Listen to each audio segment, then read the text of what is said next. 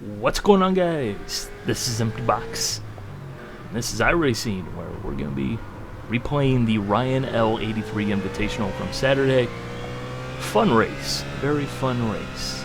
I did not record this race live because I figured, hey, BMW Z4 GT3 Circuit of the Americas already did a video on that, as well as the fact that this is a 90-minute race, so it's going to take 12 to 15 hours to upload, so yeah. It has to be a pretty special race for me to upload, and it turned out that this race, well, of course, typical fashion, you don't record the race, good stuff happens. Pretty exciting race, I do think. I think you guys will enjoy this. 90 minutes, and right to the last lap is exciting. I will say that much. Definitely enjoyed this race. So hats off to RyanL83 for making this race happen. I'll put some links down in the description that are relevant to you guys checking out for this race, such as the GripTV broadcast of this race, if you guys are interested in watching a more television-style broadcast rather than this point of view. But yeah, because this video isn't live commentated or anything like that, some of you guys might think it's boring, but again, as I usually say, if I'm uploading one of these races where I didn't commentate, chances are that it's well worth sticking around for. Anyways, because those are the ones that usually have the really good racing in them. But, going into this race, didn't have a lot of practice with Circuit of the Americas Grand Prix circuit. I literally only had practice in the practice session, where I figured, hey, Circuit of the Americas, the West Circuit, there's a little bit of understeer with the Z4 early on in the run. Let's see if I can dial that out. And first thing I did before I even turned a lap, don't ever do this, totally stupid move, was to make a couple of setup changes and just went way backwards. It was way backwards. I made everything 10 times worse, and it's just like, why did I do that? Why did I do that? So going into qualifying, I just hit the baseline setup, put the fuel in, and that was that. We managed to qualify 23rd position, and things were not looking good because it's just not looking good at all. But here early on in the first 5 laps or so, things are going to look a little bit different, and the cockpit display is not going to be working. That's because I actually had to go ahead and splice together 2 different replay files into one video, because my replay was actually missing the first 5 laps or so. So it's going to look a little strange, but then you won't notice. I had to add the virtual mirror from the gearbox camera, just that way it's easier to see what's going on around. But I will go ahead and interject as needed to explain some things and my thought process and everything that's going on. But yeah, 90 minutes at Circuit of the Americas. There was definitely some sweaty palms indeed. It was an intense race, as well as the fact that they're just doing a lot through these giant S's section that just go on forever and ever and ever. But yeah, it's pretty fun. Pretty fun race. I think you guys will definitely enjoy. So again, I'll interject as needed. But until then, hope you guys enjoy some of the racing action.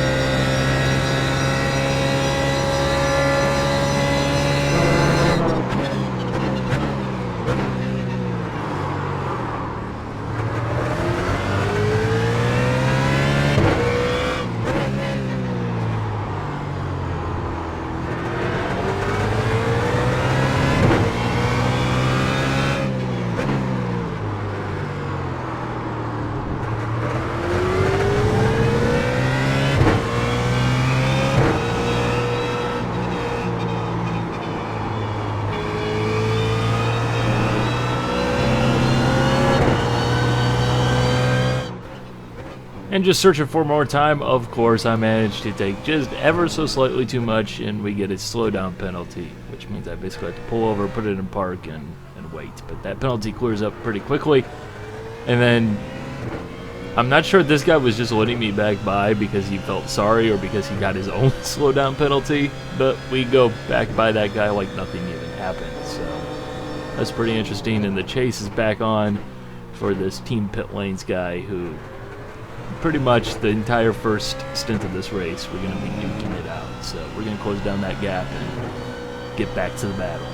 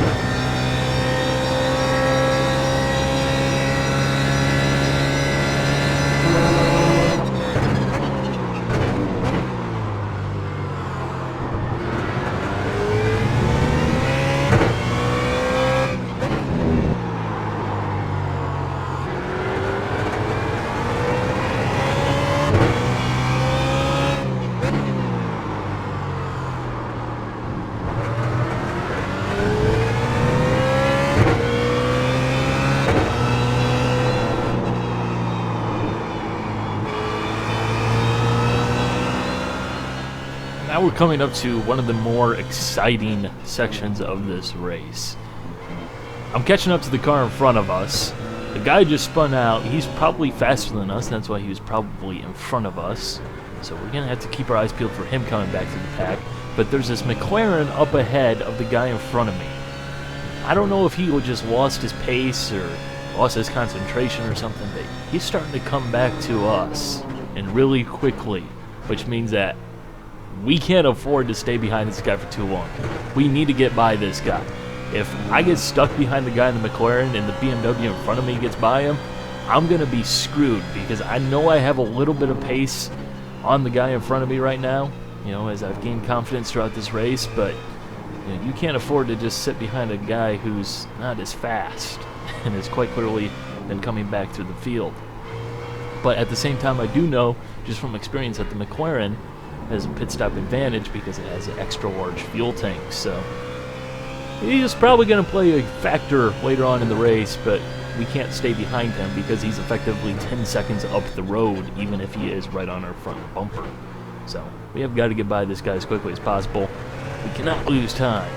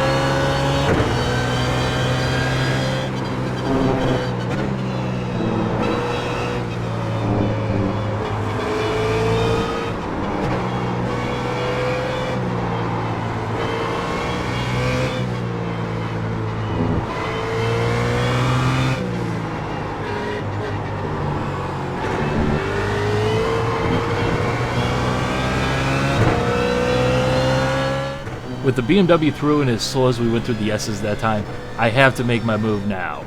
Have to. So we go really light on the brakes, up the inside, hope it sticks and I don't get past, and we make it work. Perfectly. Perfectly. Smooth as butter. I'm just heading down this straightaway here, hoping that I'm far enough ahead that I don't get slipstreamed right back by.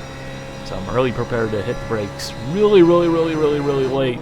Probably lose a little bit of time, but fortunately the guy in the BMW behind the McLaren pops out, and that causes the guy in the McLaren to kind of take a different line and everything like that. So we're through. The McLaren is behind us. We have disposed of him, and we don't need to worry about him right now.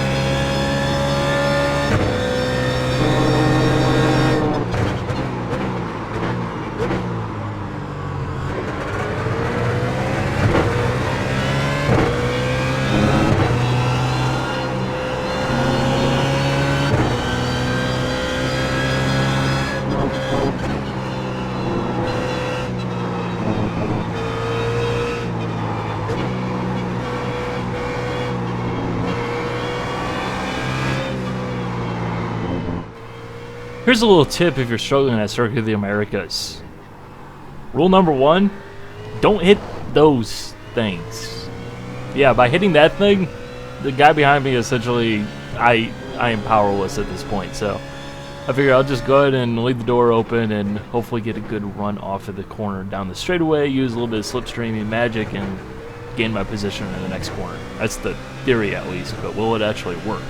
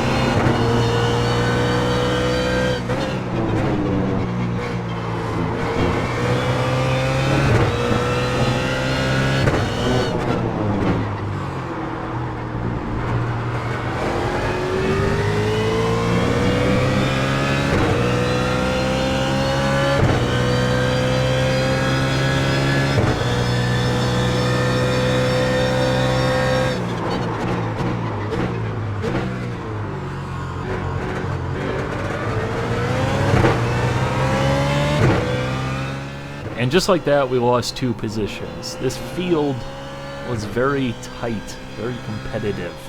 You know, with a massive grid of 50 some odd cars taking the green flag, you know, it's going to be expected that you're going to have somebody to battle with. And in this case, we had 4 somebodies to battle with. So, lost 2 positions, but I know we had the same speed because otherwise they would have already blown by me at this point, and they haven't. So, I know I can get back up there. I have the confidence in it. I've started to develop a little bit more confidence in the car and my track knowledge here as the race has gone on. You know, just that unfamiliarity at the green flag, you know, kind of has worn off, and starting to feel a little bit comfortable and confident, so we can push a little bit harder, and I know we can get back up there.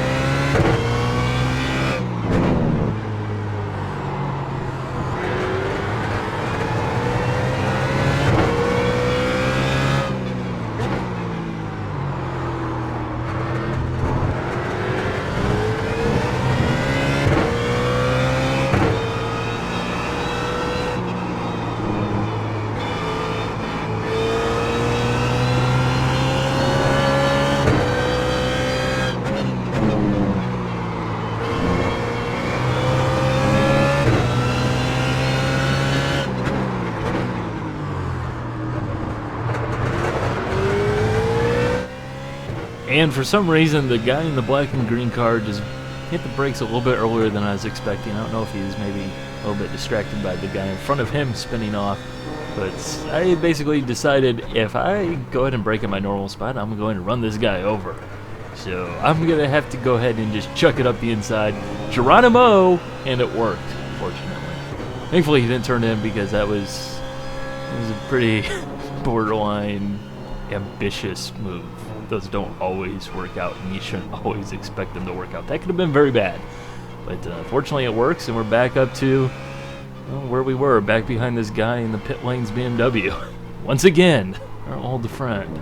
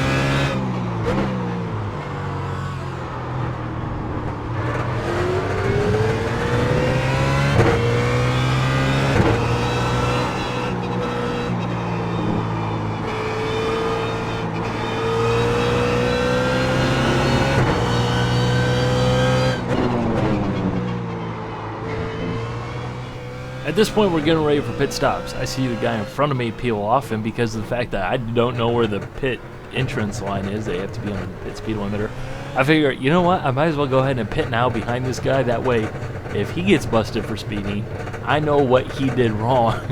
Because otherwise, I'll probably just come barreling on in there, and I'll either be really slow, or I'll be way too fast. At least if I go in at the same time as the guy in front of me, we can both go down in flames together. But fortunately, we both got into the pit entry nice and smoothly. A little bit slow, but, well, I was no slower than he was, so it's a wash at this point. So at least I can take comfort in that. 4 tires and about 20 gallons of fuel is what this pit stop is. They occur at the same time, so they'll drop me off the jacks, but we'll be waiting for the fuel. Not sure why they drop the jacks, because that's usually when you're signaled to go. Really confusing, but we passed this guy in the pits. He added a little bit too much fuel, he said, after the race, so we got back in front of him. But with new tires, we have low tire pressures, low tire temperature, and oh, let's see if we can make that stick. got this McLaren that is in front of us. He probably still needs to make his pit stop, so hopefully he's not too slow. We don't catch him in a bad spot or anything like that. Ideally, he will pit the next time by before I even catch up to him. That'd be absolutely perfect. That way we won't need to worry about passing him or anything like that. But, really just in the last probably about 10 laps of that stint, it seemed like the tires were actually starting to go away, just not really the same amount of grip, which seems very strange because it should be like that. But at the same time, iRacing for so very long has had next to no tire wear, but it did seem like there was a little bit of tire wear. I didn't have the same confidence in the car, didn't have the same feeling of the grip. So that might be something that we need to keep an eye out on, especially with that McLaren earlier on. The Repsol McLaren that just suddenly basically stopped going fast and just dropped like a rock back to the field. For some reason I figured, maybe he's got some tire wear, maybe we need to pay attention to this. Just something worth mentioning. So let's get back on with the race. We are now in front of the pit lane's BMW, and hopefully we stay in front of that ravenous pack that we were in, because when you're in a pack, you're just going to go slow anyways, because then you're worrying about the guy in front of you and trying to get by him while you're worrying about the guys behind you who are trying to get past you, and you don't get to run your optimal line or anything like that, so you just go slow. So hopefully we can get in front of that and we can get on with the race, hopefully. So let's see how things filter out through pit stops.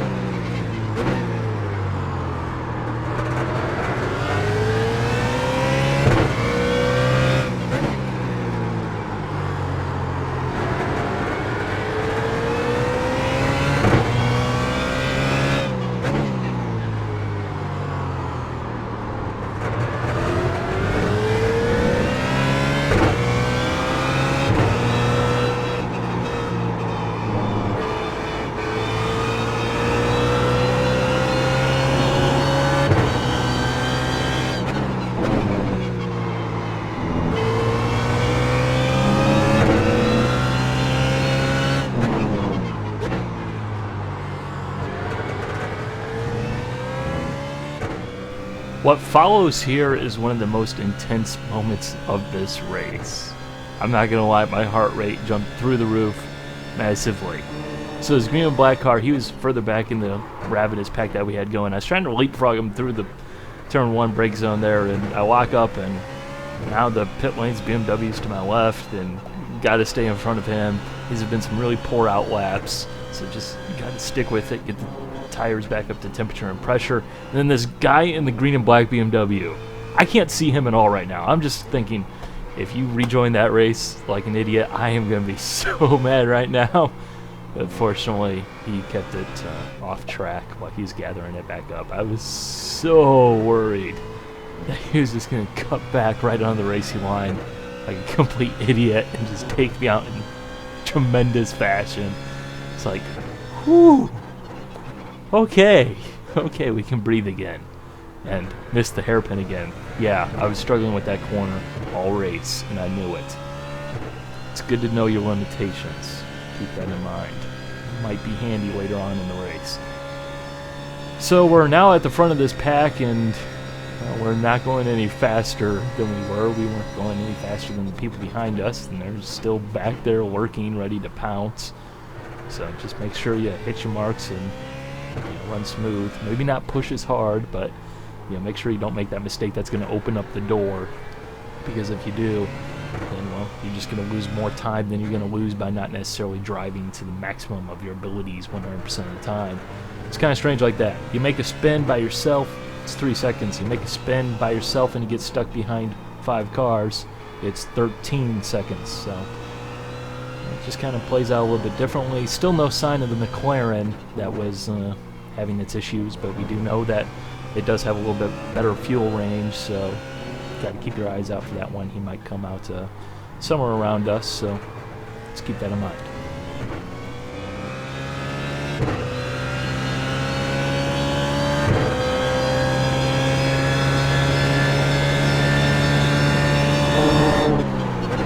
I told you to keep your eyes out for that McLaren as he leapfrogs everybody to the pit stops, and the advantage that the McLaren has in that regard. That extra fuel will do you good as a McLaren driver. Trust me, I know all about that. But so he leapfrogged everybody, and he's out front. Now I know this guy on the last stint had some sort of issue where all of a sudden he just started going way slower. But at the very beginning of the stint, he drove away from the guy in front of me, the pit lane's BMW back there. So I have a feeling that this guy's pretty fast, but he's having some tire wear issues, or as the fuel burns off, it's upsetting the balance of his car. And he'll probably come back to me. But here early on in the beginning, even if you made a 4-tire pit stop, I know that the McLaren is really fast to get onto its pace. It doesn't really suffer from that period of just terrible handling like the BMW does, on fresh tires. So I'm thinking, if I can stick with this guy, he's going to have good pace. We can go forward.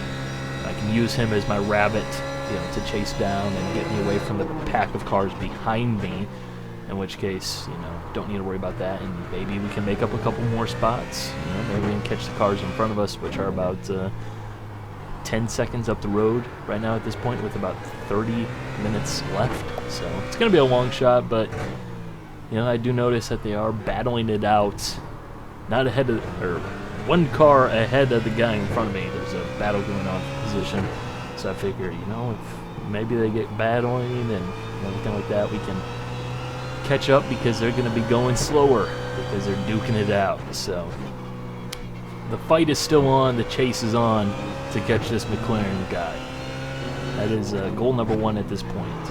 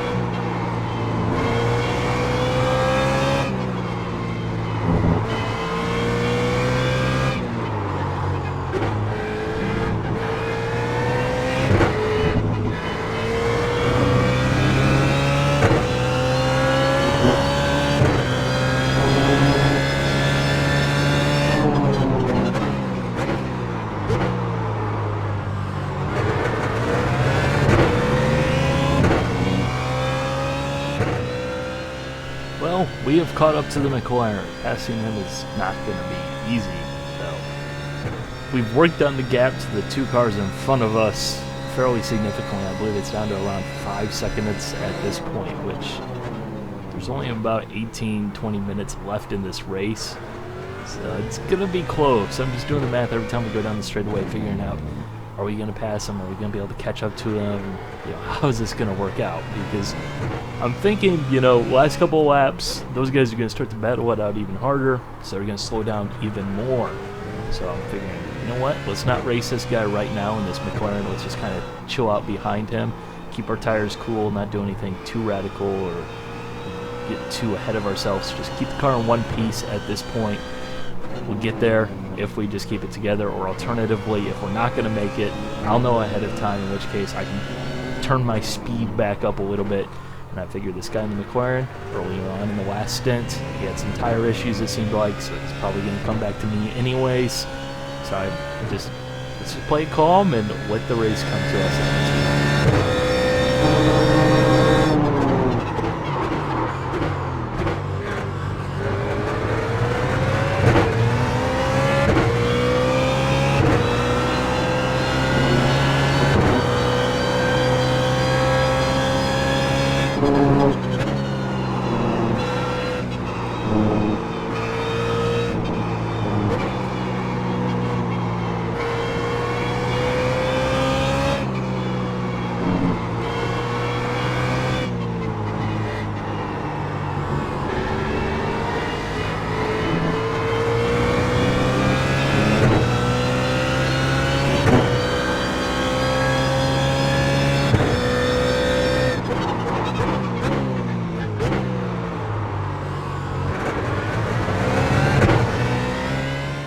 And as usual, here comes the giant monkey wrench in that plan. Lap traffic. You'll see here that the McLaren in front of me that I'm battling for position gets by nice and smoothly. I'm not close enough, and this guy doesn't pull over and let me by, so pretty much get stuck behind him and lose a heck of a lot of time, which means that whole, oh, we'll just let the race come to us, right out the window, because, yeah, it's not going to happen now because, well, we lost about a second or so in that exchange, as well as the fact that now I'm a second further back, and it was already going to be hopeful thinking, wishful thinking that we'd catch up to the two cars a position ahead of the guy in front of me. So at this point, I'm just like, well, caution right out the window. Let's go for it, because we ain't got a choice now.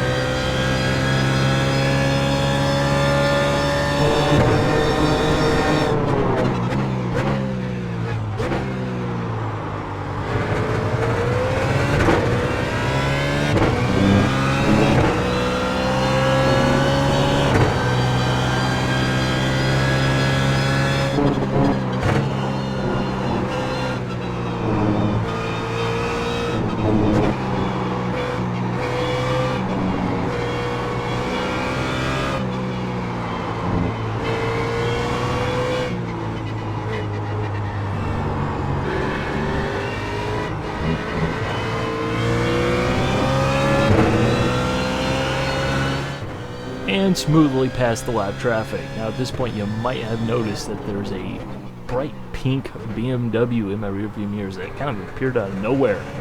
Apparently that guy had to make a splash and go to get some more fuel or repair some damage or something like that, but he's racing me for position. He's a really fast driver. He was up front, so I'm figuring at this point, well, it's not looking like I'm going to have time to catch up to the two cars battling in front of this McLaren, but maybe he has enough time to get to those cars and slow them down. It's a little bit of strategy. So I'm figuring, you know what, if this guy catches up to me, it's not the end of the world. He's really fast. You know, I can use him to my advantage. I can let him do my bidding. So I'm not going to really fight him too hard. If he goes ahead and tries a really aggressive move, so be it. It's like, it's fine with me, because I really want this guy to actually get past me if he is indeed faster, because, well, he can help me out a lot more than he can hurt me by being in front of me. I'm already running, you know, top 10 position from starting 23rd or whatever position I started in, so it's been pretty successful at this point. You know, he goes ahead and opens the door on the McLaren in front of me, or slows down the two cars battling up there that keep getting closer and closer and closer. It can only be a good thing. So just keep that in the back of your head.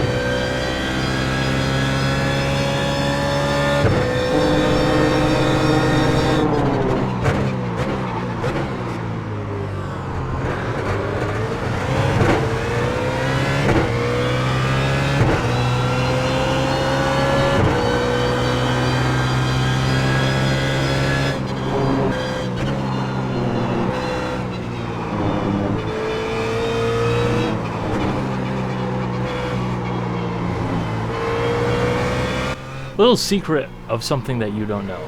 The guy behind me early on in the race was apparently involved in some sort of altercation or something, and someone was complaining that he was dive bombing people. So I was pretty much figuring the way he was driving, as well as the fact that he tried that pass last time around, as well as this. Yeah, that's a dive bomb, but I'm not gonna fight him too much on that one because I kind of want him to get by me because he's my opportunity to pass the McLaren, as well as possibly pass 2 more cars. So by getting this guy in front of me, I could possibly pass 3 more cars. So I just kind of figured drive him over a little bit. Don't fight him too hard. Just kind of let him know that I wasn't exactly happy with that dive bomb. Try and conserve as much time as possible, lose as little time as possible, which I think we did pretty successfully there, considering how it could have turned out. But this guy is now in front of us, so let's see if he can open up the door, possibly catch those 2 cars up there that keep getting bigger and bigger and bigger and bigger. It's going to be close because there's only about 2-3 laps left in this race, so there's not a lot of time. It's going to be interesting, I promise you that one.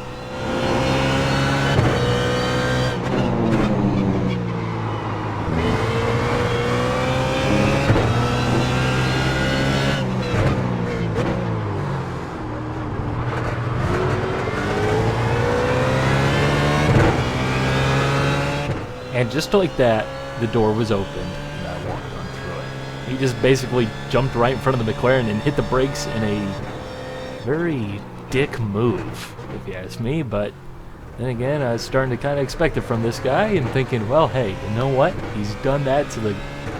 he pulled off that dive bomb pass on me, as well as he jumped in front of the McLaren and just hit the brakes there for the corner. Maybe he'll end up doing the same and really slowing up the guys in front of me. You never know. Gotta have faith. But at least we're in front of the McLaren, the guy I've been chasing down this whole time, so at least I can take comfort in that. We didn't really lose a position because while we did get passed by 1 car, we passed another car in the process. So it's even right now. We didn't lose a position. And we got the pink car in front of us, who may or may not be handy in this situation because those cars are getting closer.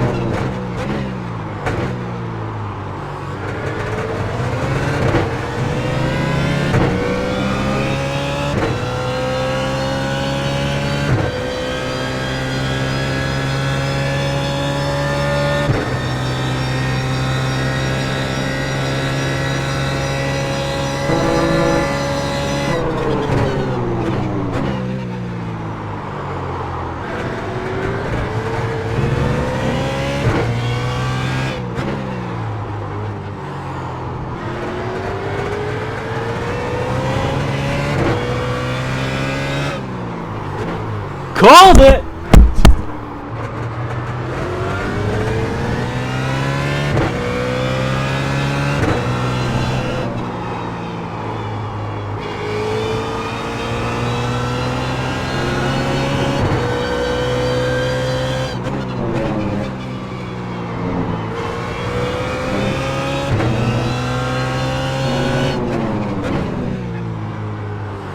Like I said, this is going to be an empty box style race. Not particularly fast, but drive with your brain. And you can have a decent result as you manage to finish 6th from 23rd position.